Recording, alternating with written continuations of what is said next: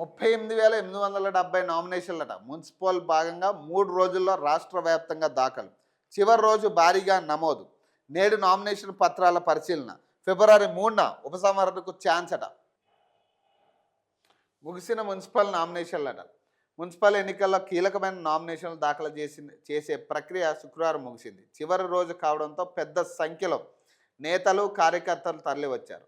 ఆయా కేంద్రాల వద్ద ఉదయం నుంచే నామినేషన్లు వేసేందుకు బారుదిలారు. పోలీసులు ప్రతిష్ట బందోబస్తును ఏర్పాటు చేశారు.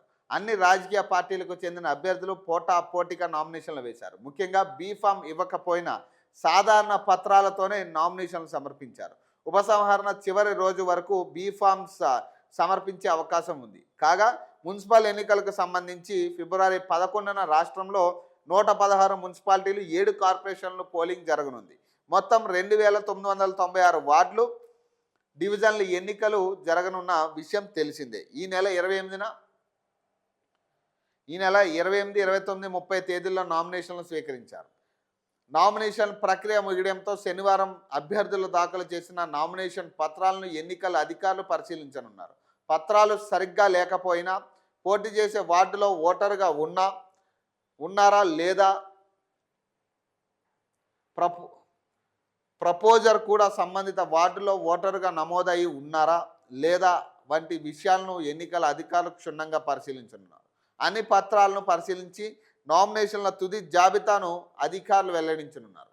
నామినేషన్ పరిశీలనలో ఏమైనా అభ్యంతరాలు ఉంటే ఫిబ్రవరి 1 వరకు అప్పీలు చేయడానికి అవకాశం ఉంది. వచ్చిన అప్పీళ్లను ఎన్నికల అధికారులు ఫిబ్రవరి 2వ తేదీన పరిశీలించనున్నారు. 3వ తేదీ మధ్యాహ్నం 3 గంటల వరకు నామినేషన్ల ఉపసంహరణ ప్రక్రియ ముగియనుంది.